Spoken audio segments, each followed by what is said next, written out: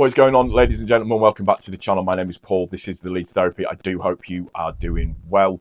Thank you so much for stopping by. I really do appreciate it. On the screen, you'll see all of my podcast information on there. So if you're listening audio-wise, please make sure that you're giving it a like rating. Also, importantly as well, if you can make sure that you are also subscribed to the YouTube channel, that you are commenting on the video, hyping the video, notifications turned on, all of that good stuff, that would be greatly appreciated. And as ever, I always say it, but I really appreciate your time.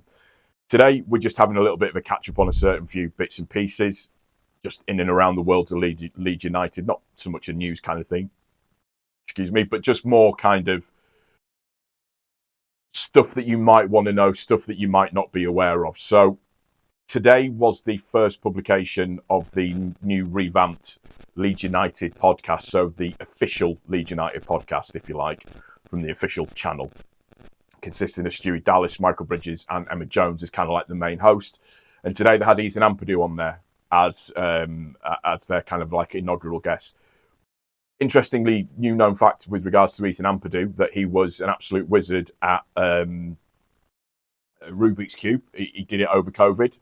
When he had a bit of time spare to himself, he got very, very good at doing the Rubik's Cube. So interesting to know. But it was really sort of fascinating insight into Ethan Ampadu and his decision-making process in the times that he went out on loan and the little bits and pieces that he was doing. So obviously over in Italy, Sheffield United, experiencing things like relegation from the Premier League, all of that kind of stuff, and just where he kind of viewed himself and what he was doing.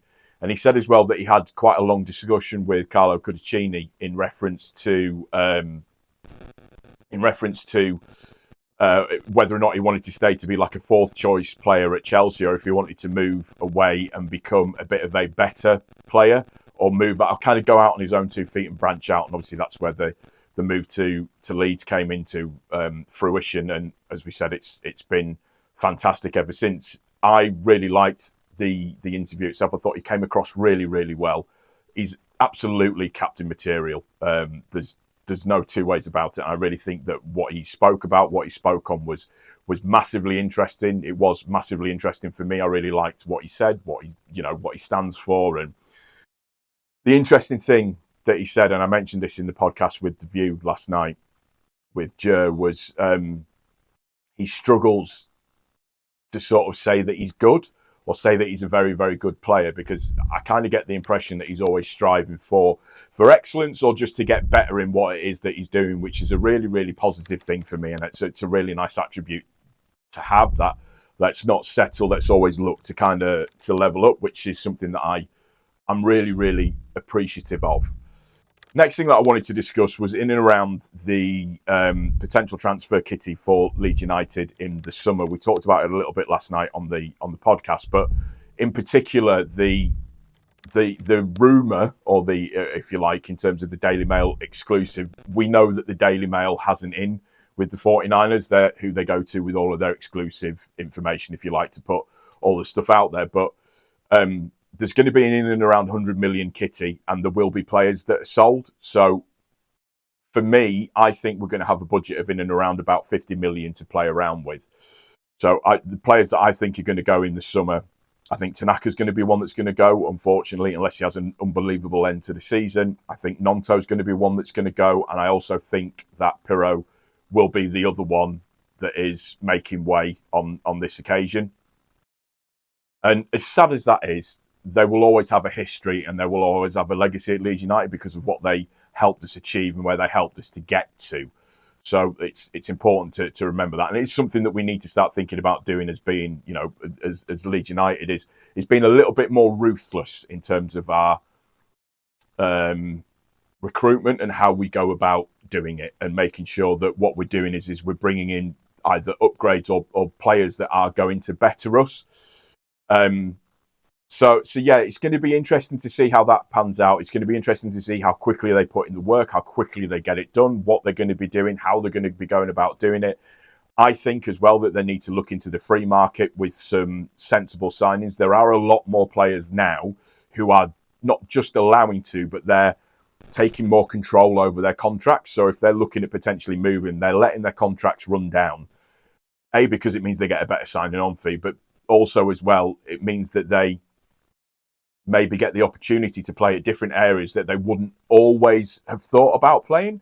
That's just something that just to me just seems like a solid, good idea, a good thing to do, a sensible thing to do. There's a lot more player power now rather than it being club power plus agents power. There's players that can now sit on the hands and run the contracts down, Melier being one of them. You can't begrudge him it. We didn't do the contract for him, etc., so on and so forth. And you know, why should he? It's one of those it's one of those infuriating but understandable situations that we find ourselves in. Also, as well,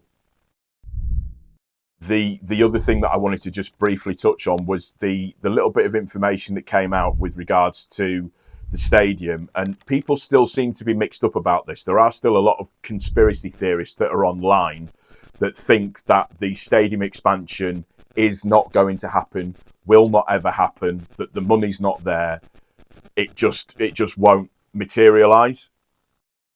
My view is it is going to happen. That is an absolute given now.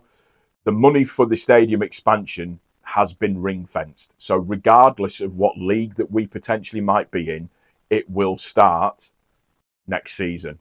Regardless, it's going to start. That money is there and it's safeguarded already for that expansion to happen. So people that think that it might not happen, respectfully, I think you're wrong, and I think it will be happening.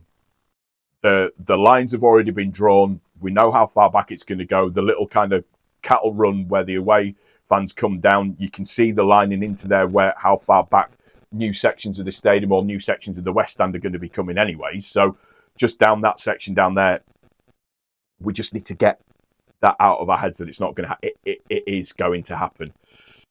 The other thing that I wanted to touch on as well was the little bit of information in and around the Holbeck disused railway line. We talked about this a little bit on the podcast last night as well, and again, this was something that came out in that Mail exclusive journal piece with regards to, they call it a sky rack. It's not. It's basically, it's going to be a walkway from Holbeck, if you like, or from the centre of Leeds that then takes you all the way through to the ground. And what an absolutely fantastic idea that would be. The infrastructure's already there. i.e. the main bridge is already there for that to happen. It would be a great opportunity for retail, a great opportunity for little coffee shops and stuff in and along the way, so you can stop, have a little something to drink if you want to. A really, really good potential place for tourists to come at the same time as well. Like I said, the infrastructure is already there, so it'd just be a case of redoing or rehashing the infrastructure that's already there and making it work. The main structure and the main engineering portion of it is done. It's just revamping it and making it right. And they can make it look absolutely fantastic, in my opinion. I think it could look wonderful. And I do think it's a very, very good idea. I know we've talked trams and whether or not trams are going to be available, but the big issue with trams is, in terms of putting down the infrastructure for that, it's going to take an absolutely exorbitant amount of time. We've been talking about trams, Leeds United-wise, since I can remember. The Leeds United tram system, I can remember being talked about for me from when I was about 8 years old. And I'm 45, 46 this year. So it's been an ongoing topic of conversation for nearly 30 years. And it is going to be almost like a Wembley Way of the North, if you like, for want of a better phrase. A place where you can just get off the train, get on the walkway and walk your way to the stadium. And I just think it's a really, really good opportunity. The infrastructure's there, as I said. All the other bits and pieces are there for it to be done. We just need to make sure that it's a viable option and it's something that could happen. I believe that it could do, and I hope that it is something that they do as part of the ongoing improvements, you know, for Ellen Road as a whole, but for the fan experience of getting to Ellen Road. But not only that, there's the other regen stuff that's going on that they've talked about with regards to putting flats in and around the actual stadium. So where the park and ride bit is, there'll be flats that are put into there. There'll be restaurants, museums, all sorts of other bits and pieces and retail stuff that's actually going on, which would be fantastic in terms of regen for the Beeston area as a whole, but also as well, you know, that jobs side of things. So helping improve for the local community, which is something that you want to see and something that should be, you know, top of the 49ers list when it comes to improving and regenning the Ellen Road Stadium. You only need to look at Man City and obviously the work that's gone on there. They've got the main stadium, there's the walkway over to the Lady Stadium on the other side as well, or I think the youth play there as well, to where the training facility is, and all of the other work that they've done over there as well, which is just a fantastic thing to see overall. And it's something that I do hope that we do really think long and hard about doing, and we do kind of get into. That's going to do it for this one, guys. I just wanted to talk on a couple of bits and pieces. I do hope you've enjoyed it. A little bit more relaxed, if you like, rather than being sat in front of the main camera. If you have, please don't forget to click the like button. If you are new to the channel, please also don't forget to subscribe, turn your notifications on, hype the video, all of that good stuff. If you're listening on the audio version of this, again, please make sure that you are liking the audio for me as well. That would also be greatly appreciated. That's going to do it for this one. Take care of each other. Most importantly, take care of yourself. I'll see you on the next one, ladies and gentlemen. Take care. Cheers.